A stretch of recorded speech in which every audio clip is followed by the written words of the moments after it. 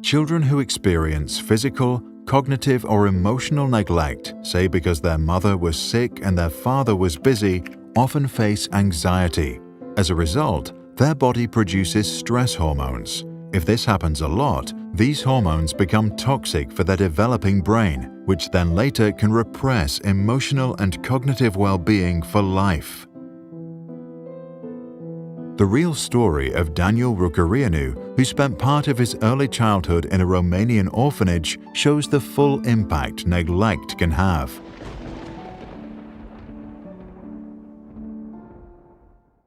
The story began in 1966 when Romania's then leader, Nicolae Ceausescu, wanted to make his country a world powerhouse and came up with laws to increase the country's population.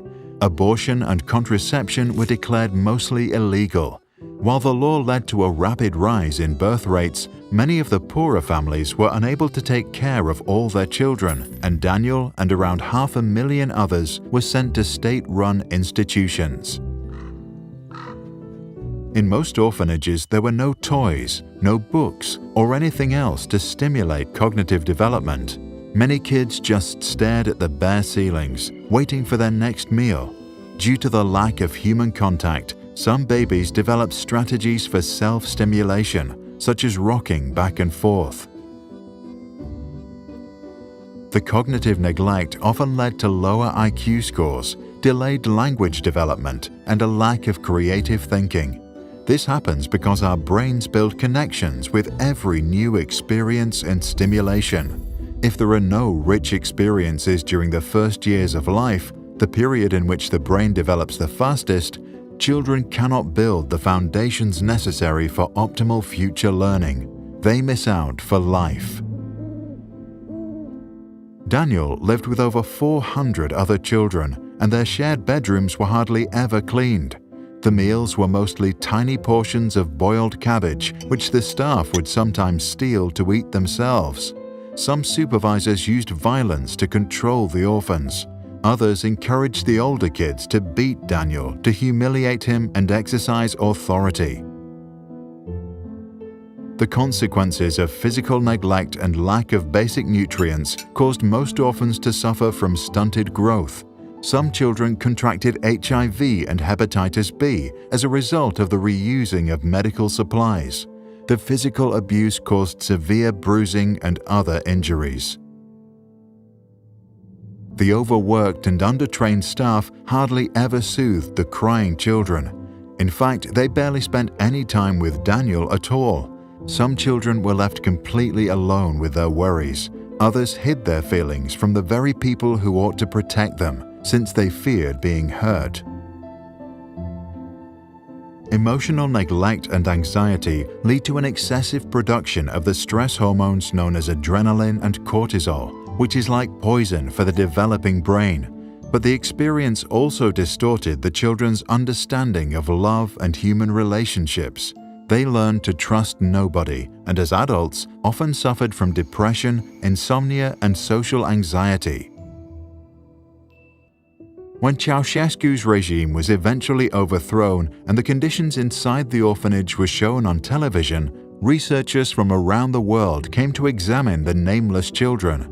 MRI scans later showed that some had smaller volumes of brain mass. The resulting research made a strong case that not only is nutrition vital to a child's development, but so is human contact. To help the children, a large number were adopted into foreign families. But even after being adopted, many had problems forming loving bonds to their new parents. This aligns with the attachment theory and the notion that a child needs to establish a loving relationship with at least one primary caregiver early in life. Daniel was quite lucky with his family.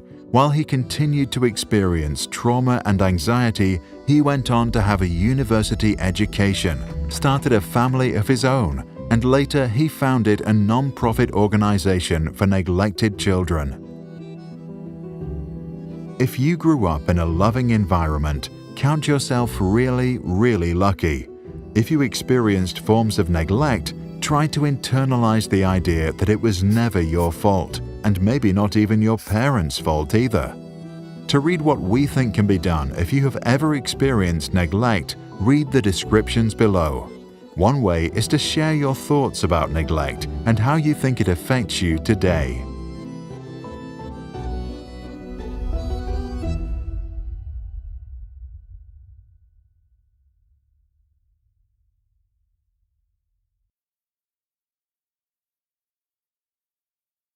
This and all other Sprouts videos are licensed under Creative Commons.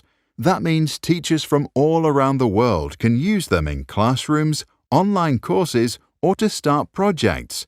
And today, thousands already do. To learn how it works and download this video without ads or background music, check out our website or read the description below.